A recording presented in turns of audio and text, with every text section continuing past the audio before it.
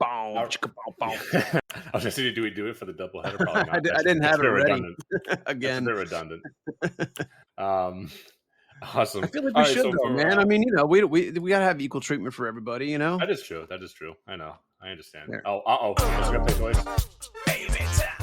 You guys killing me. I thought we were gonna get some Oh weird double loops yeah. there when you guys both posted it. That would have been pretty wild. That would have been amazing. Oh, Sharky put a cooldown. That Uh, Sharky's too small for us. All right, guys. So the second half of our double header today, we got Protocol X. Welcome, guys. Whenever you guys are ready, feel free to just jump in whenever you want. Give us a little intro to yourselves.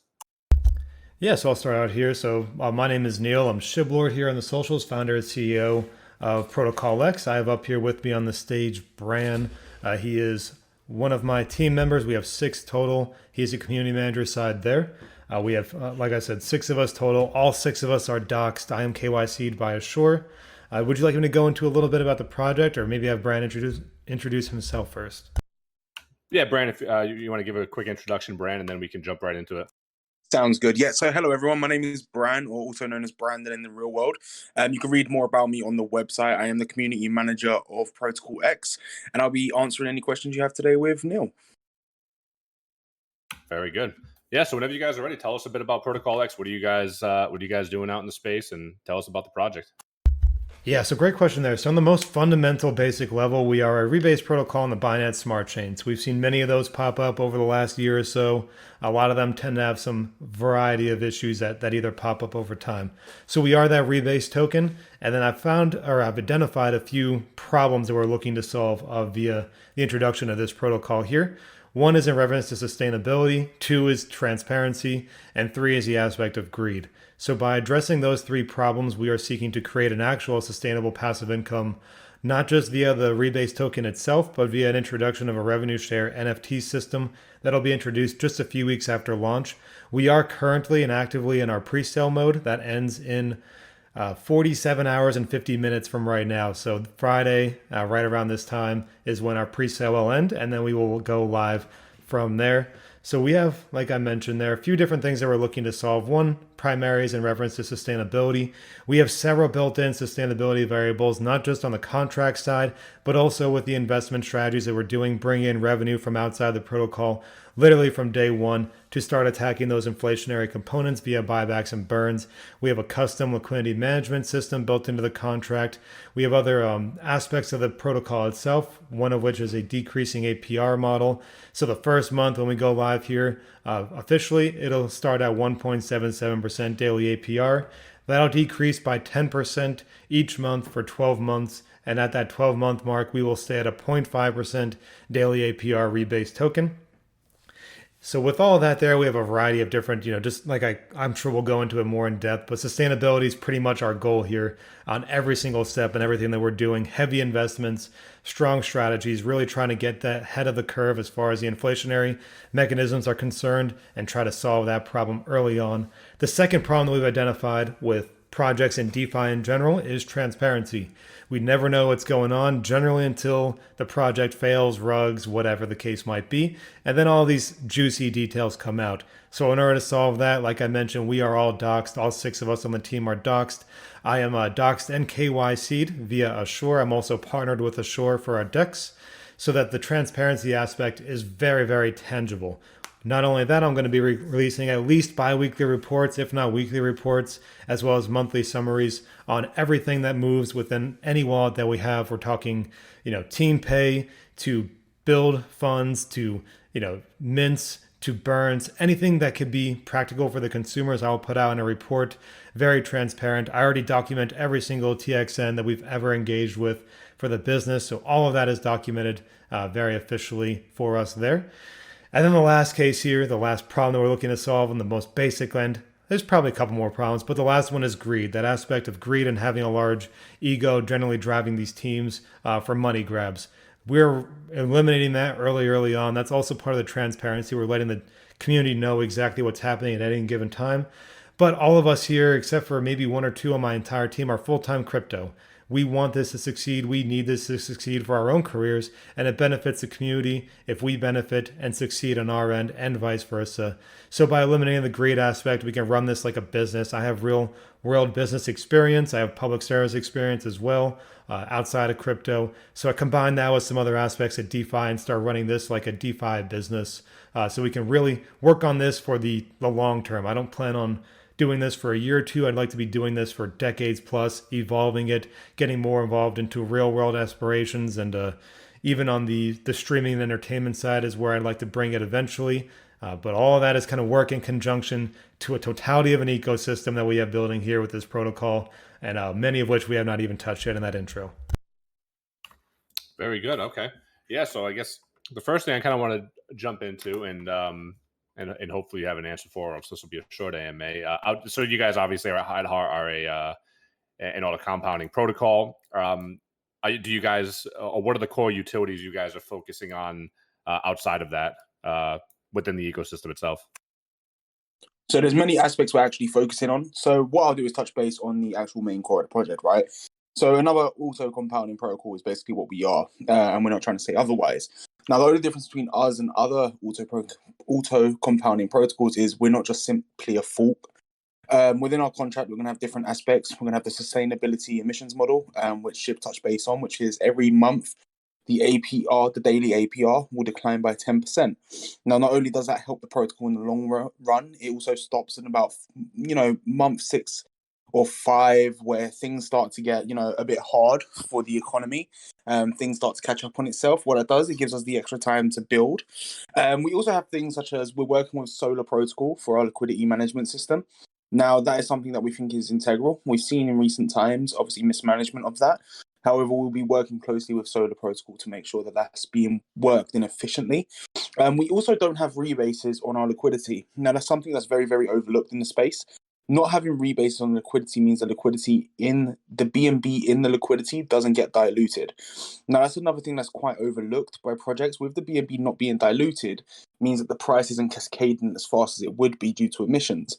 Now, usually emissions are a big thing, especially when, all the holders get a bunch of tokens, right? However, the reason why the price catches up with itself is not due to the people selling, it's due to the BNB technically being worth less, which means the liquidity is worth less, right? Now, with everything building into that, essentially what's going to happen is that liquidity will remain a set value. Over time will grow with the transaction tax and will actually be sort of sustainable in the long run. Now, not only do we have external, our main focus is growing a sustainable passive income within DeFi, right? Obviously, we have business models that we're not yet to release fully. It does have something to do with decentralized streaming services. Now, that's as much as we touch on it for now. Reason being is because we're looking to work with VCs and blockchains to actually grow upon that. Our main focus right now is actually making a rebase model or an auto compounding model, which is actually sustainable in the long run. Now, what I mean by that is obviously there will be times where the price dips, the price goes lower. But what we don't want and what we're trying to combat is that falling knife effect every time you buy a rebase model for, it could be a week or two, or it could be a couple of months. Everything's going smooth sailing. And then all of a sudden, the price drops by 95% because now the project can't keep up with itself. So what we're effectively trying to do is say, hey, let's create a model. Let's work external revenue sources from day one. So our partnership with a project called Ego, who's a really, really great project, a vast majority of our treasury will be invested into their trading bot. Now, their trading bot averages a return of 20 to 80% a month. This has been trialed and tested, for many months. Not only by their team, but also by Neil, who's been invested in it personally. Last month alone, that bot, worked a 32% profit margin based on a very, very low risk. So instead of being a project that goes, hey, in 4 months' time, we're going to create a, NFT marketplace and we're going to have money coming in. No, from day one, we're going to actually have the money working in the treasury. We're in a place in the world where, we're in a recession. Why are we just going to let the money sit in the treasury for it to just technically depreciate every day? One major failings that protocols have is they eat themselves from the inside out. What we're trying to do is build as much revenue externally out of the protocol to feed the protocol. Now, what that will do in sense is instead of having to rely on the treasury as such for things such as paying developers, paying team salaries, everyone's got to work, everyone's got to be paid, right? What we're looking to do is eventually, hopefully within the first 3 months, is take everything externally. So that includes the, additional buy and burns, additional marketing, additional development costs, all to be coming from the outside of the ecosystem. We're not solely relying on Ego. That is just one of our major investments that we'll be doing. We also have things like Freeway that we were looking into and other very sort of medium to low risk investment strategies. But in a nutshell, we're going to be making the money work outside of the protocol in whatever way that makes sense at the time, while also building the internals of the protocol. Now, one thing that we are doing is we're launching our DEX. Now, the DEX itself is partnered with Assured DeFi, sorry. So the way that will be different, in a nutshell, is that DEX will only host vetted and KYC projects. Now, on most BSC DEXs, you list anything on there, right? But what ours will be is basically an ecosystem of vetted and docs projects where people can farm, stake, earn, and obviously do all the other little things on there, like play the lottery as such. But what we're really looking to do is we partner with a lot of small projects. We've got, I think, about 8 or 9 partners now. And I think a major oversee in this DeFi space is everyone focuses way too much on hype instead of integral performance. Now, Ego, MDB Plus, I'm sure many of you have heard of them. Very, very good projects and a very, very low market cap compared to what they're offering. So we're looking to sort of build. We don't care if the people are, 100 million market cap or 5 million market cap.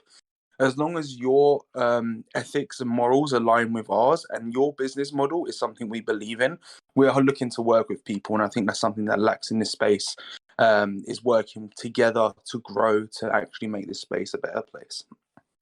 Very cool. Jumping back to the revenue models quick. So when you said day one revenue models, was that specifically you were talking about the Ego bot that you mentioned? Yeah, so we have multiple things. So the revenue share NFTs, they won't be launching for 3 to 4 months. However, built into the PTX transactions is a 2% tax, and that is for both buys and sells, right?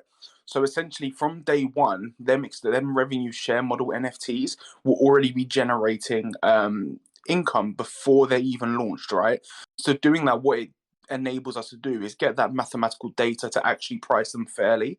So these NFTs, they won't be, crazy value. And the way that these NFTs will work in sense is you would have to buy the base NFT, which is a common NFT, right? At cash value, whether that be a BNB, half a BNB, we haven't set the value for that yet. So the way that they're cool and the way the ecosystem works is you'll be able to upgrade them. There'll be 4 tiers. The 4th tier is a legendary tier. You cannot pay to upgrade to this one. It's not got a tangible value. This can only be earned through specific events, such as one we're doing through our pre-sale now, and through ways that will come further down the line. These will obviously have much higher features, such as specific percentages from the Ego trading bot, sort of a committee sort of system to it, where you'll be able to have one-on-one direct access with the team, video chats, and be able to have your input and your say direct. And there'll be many, many things. But the way that you upgrade these revenue share models and take them to the next step is one of the cool ways, actually. You'll have to purchase something called an X key. Now, the X key is only purchasable with PTX. So another way to combat inflation will be buying them X keys, which will only be able to be done with PTX. When you purchase them X keys, the PTX that you've purchased it with is burnt. So anything what that costs, for example, if it costs $100 worth of PTX to buy one X key, that is just an example, obviously, the 100% of that transaction will be burnt. So essentially, when you're buying an X key, that goes straight to the burn wallet. Them X keys will then be used to upgrade them revenue share models, which will then unlock other perks. We'll have a medium coming out very, very shortly. We're just finalizing some details to make sure that is very, very clear for people. And that will explain everything in much more detail. But in essence, each tier will grow in value in a sense of higher percentages received. And another cool feature I'll touch on these NFT shares is they're not just generic cards. They're actually passageways. Each tier is a door, essentially. And the reason why we've done doors is because we don't want to limit these at just revenue shares, right? We want to build these into a sense where we can use them for gamification and grow from there. Very cool. Okay. Now moving.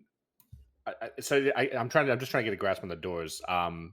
You, with I'm looking through the white paper actually now as you were sort of going through it. I was trying to follow along. You have the three different doors, and run me through the keys again really quick. Yes, so sorry. The white paper is currently being upgraded. Oh, okay, We're still obviously fine tuning this model, right? I got you. There'll be 4 tiers. There'll actually be 5 tiers, but one will be an OG tier. That will all be explained. But I'll focus on the core 4 tiers, right? So you'll have a common, an uncommon, a rare, and a legendary. Yeah. The only tangible ones that you'll be able to upgrade to is a maximum of rare. So the rare one will obviously have, better features than the common. The way you upgrade is by using a set amount of X keys. So obviously for the first one, we'll just use this in layman terms, right? You use 1 X key to upgrade it from a common to an uncommon, and then it will cost you, say, 5 to upgrade from an uncommon to a rare, and so forth, yeah? So the way that will work is, obviously it will cost money. In essence, it will cost you PTX to upgrade it, but that PTX is being burnt. So essentially the team don't make, the only way PTX makes money is from the base value ones, which is essentially what we want to do. And a lot of that money that we raise from the base ones will be going into investment methods, such as the ego trading bot, to constantly, from day one, as soon as the first one's purchased, to generate more revenue. Now, a lot more information about the X keys and how they'll work systematically will come out, and that will be explained in the Medium article. Got it. Okay, very good.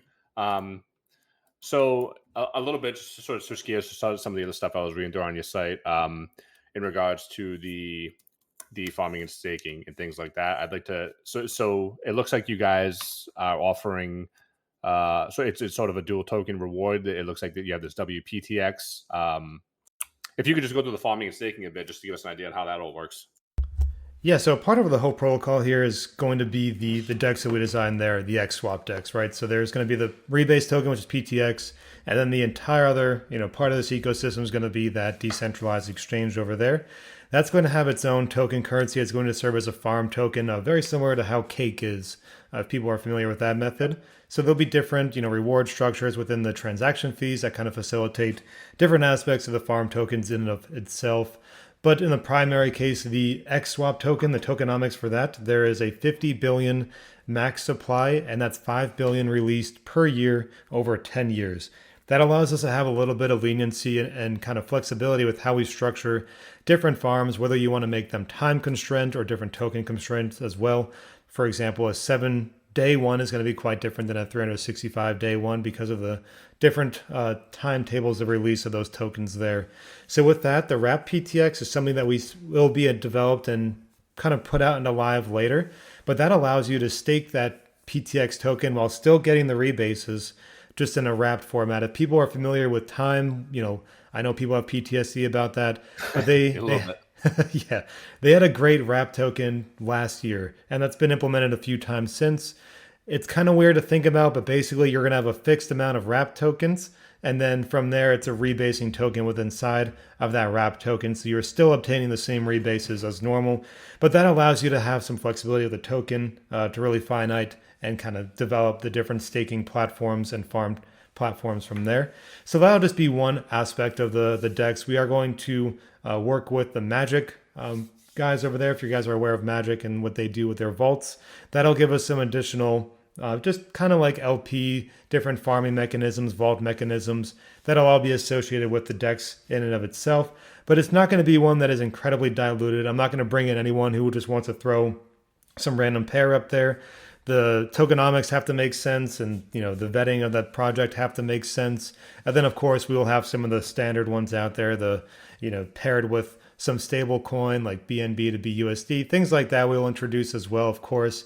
But really this allows us to have a little bit of utility to that XSwap token and almost treat it as a different part of the ecosystem that also benefits the totality of the larger picture of ProtocolX, all working in unison. But I do want to stress that with that DEX in of itself, that's where my partnership with Ashore comes into play, is I'm not going to just throw this out there and try to get anybody and everybody onboarded onto the DEX just to make money for the business, because a lot of times that leads into some real issues. So this allows us to vet them.